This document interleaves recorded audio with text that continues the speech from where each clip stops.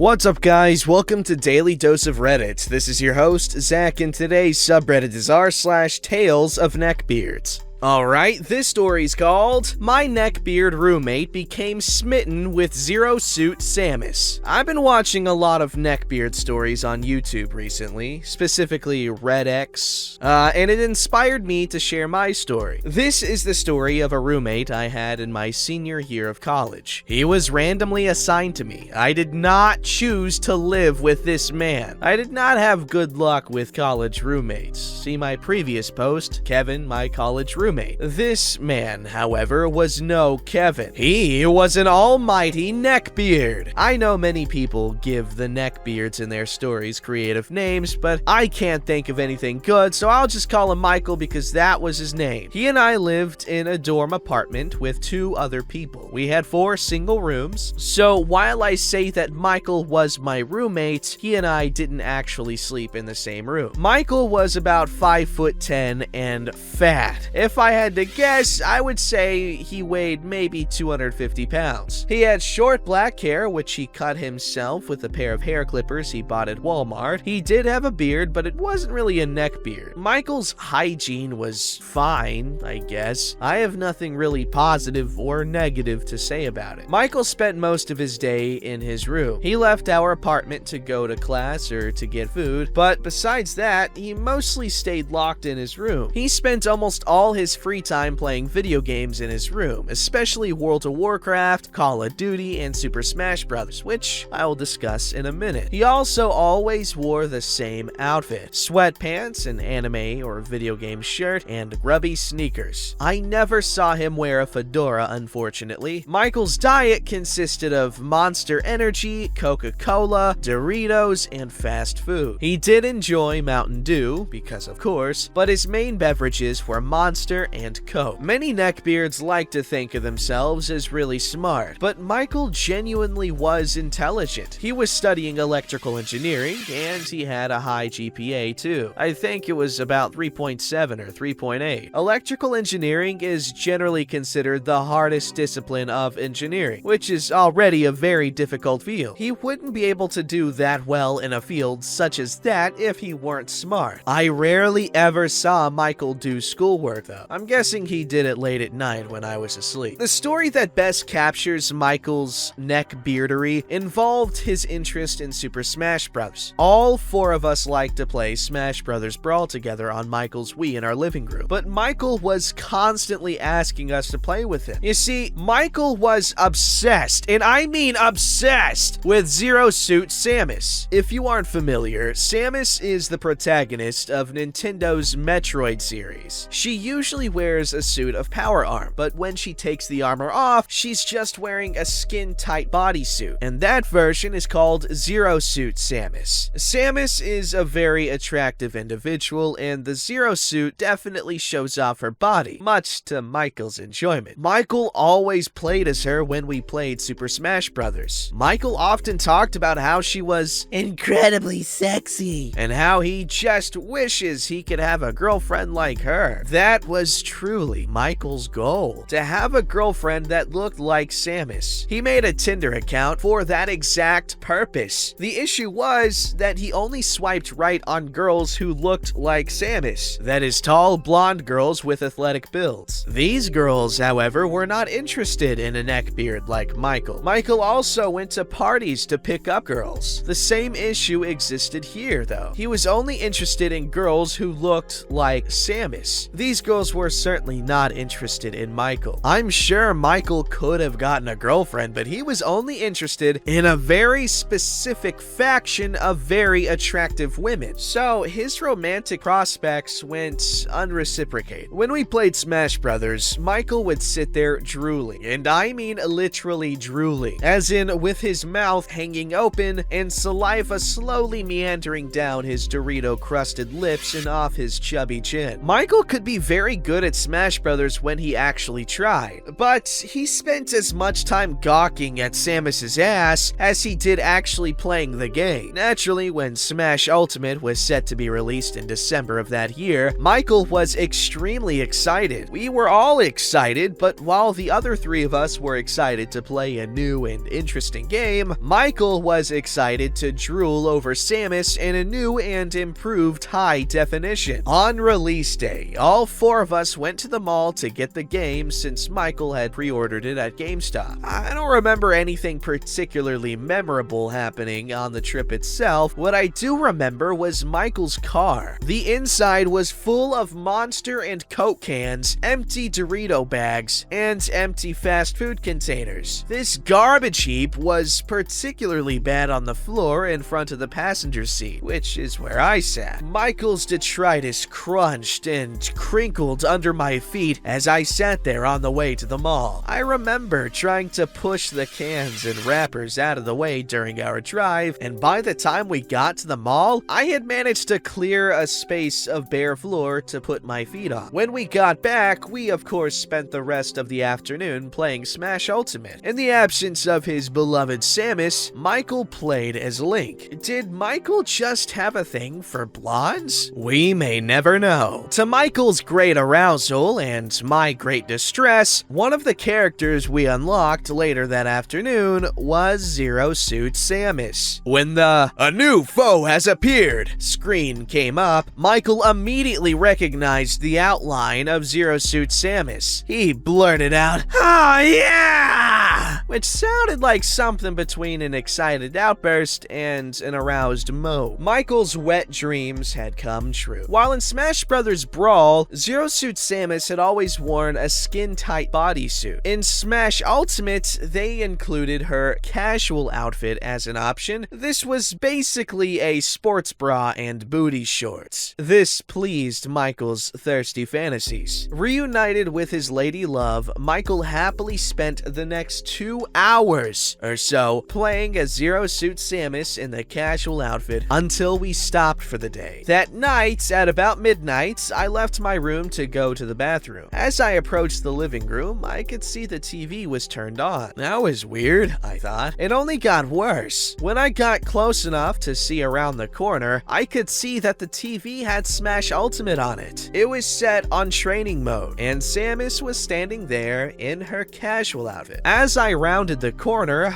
I saw him. Michael was on the couch across from the TV with his hand down the front of his sweatpants, making an unmistakable up and down motion. Oh God! At that point, I was still enough behind him that Michael hadn't seen me. I just silently backed up and went back to my room. My mind struggled to comprehend what I had witnessed. Here was this grown man sitting in the living room at midnight, jerking his gherkin to Zero Suit Samus. I knew he was infatuated with her, but good lord! Instead of looking up Rule 34 of Samus and diddling his doodle in his room like a normal person, Michael had chosen to do it to a video game in the middle of the living room while everyone else was asleep. I mean, that's better than doing it when everyone is awake. I never told anyone what I had witnessed that fateful night. In fact, this is the first I've spoken of it since it happened. The rest of the year passed relatively uneventfully. Michael spent his time in his room at the engineering building or playing Smash Brothers while drooling over Samus. He still ate mostly Doritos and fast food, but that was just the standard for Mike. There was nothing out of the ordinary for him there. The following May, Michael and I graduated. He got his degree in electrical engineering and got a job designing the control systems for industrial machines. I never saw Michael after we graduated, but the memory of him will last a lifetime.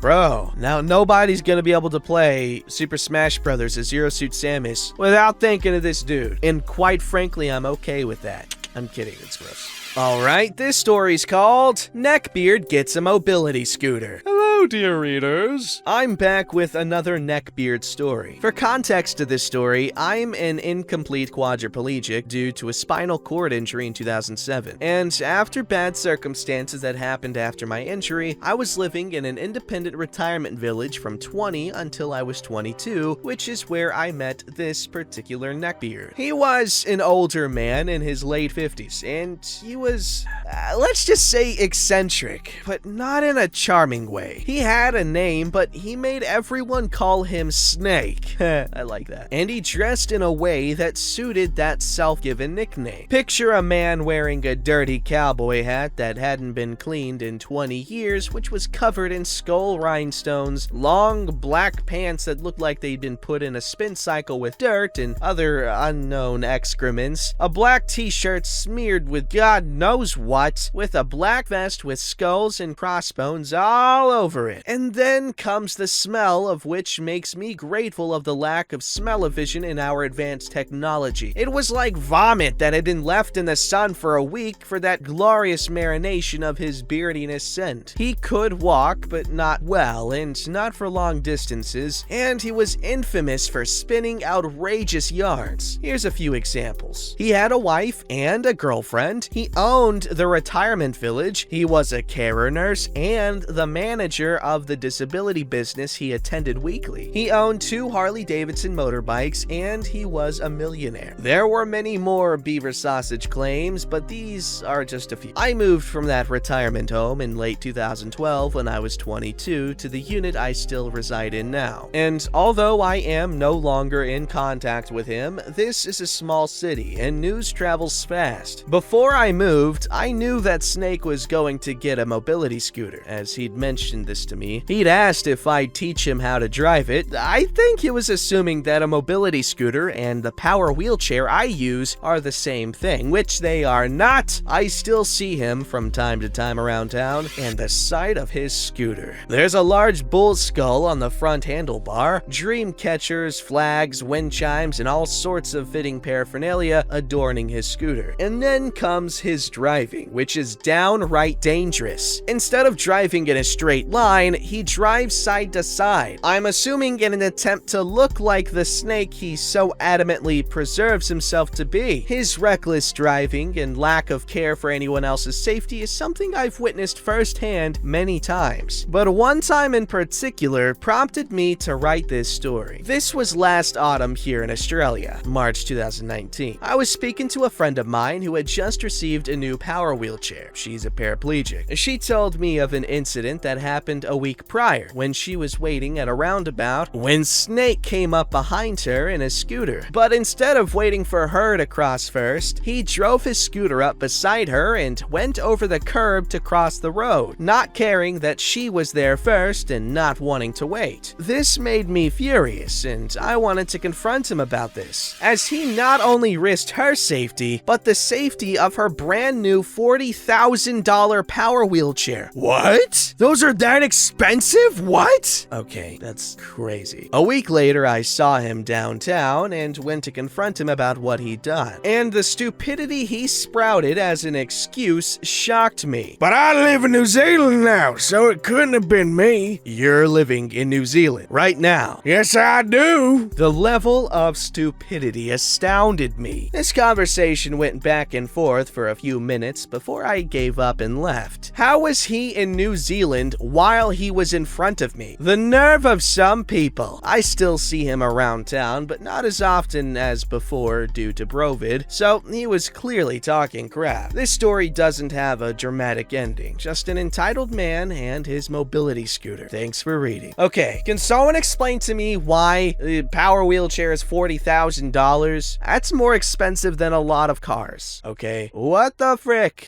Okay, like, if you can justify the price, then cool. But, like, as far as I know, that's just ridiculous. Alright, this story's called I Used to Be a Bit of a Neckbeard. This was back in my first year of high school. While I wasn't the kind who would harass others like in other stories, I did have some of the common traits that most neckbeards have. There isn't really any incidents regarding being a neckbeard, but I'll just have to skate some stuff I remember from that time. I was a closeted nerd and a bit chubby. I didn't talk about my interests with others if they were considered super nerdy, such as anime, some video games, etc. But I would go on and on if anyone I did know also liked them and would just keep bringing it up. Like this one time I had a classmate who also liked Pokemon, and whenever we had a conversation, I would eventually bring up Pokemon regardless of what we were previously talking about. Hey buddy, that's normal, alright? When you have mutual interests, that's what people typically tend to talk about. That's how friendships are,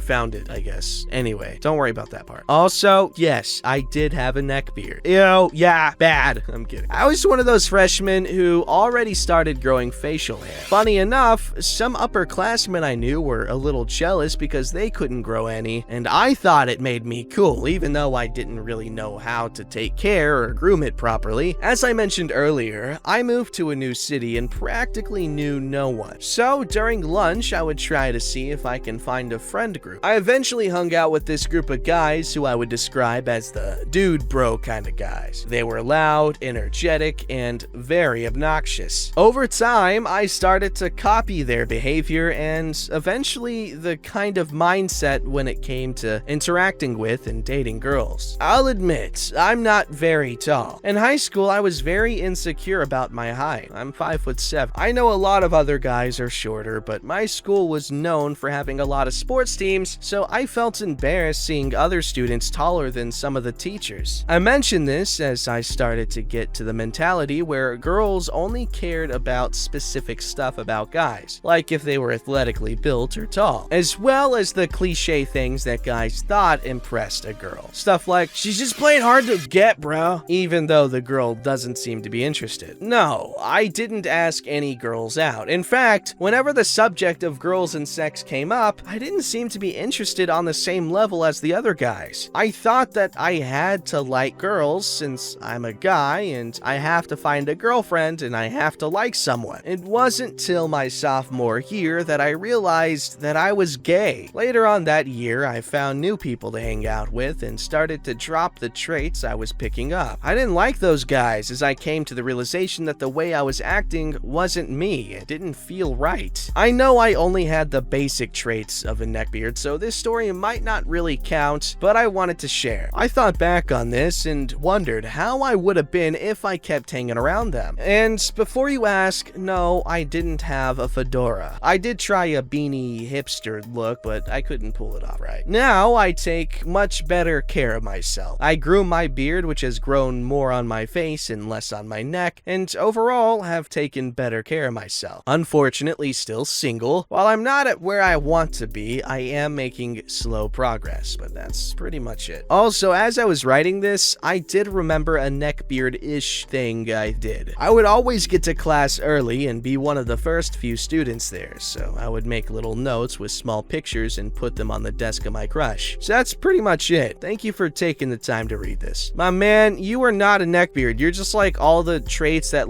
aren't necessarily bad about a neckbeard, but just things that are associated with them, but all the bad traits that make you a neckbeard. It's like the difference between being fat and being like a quote-unquote ham planet. Anyway, LP, I'm glad things are looking better for you now, though. Don't forget to like, subscribe, and hit that bell to never miss an episode.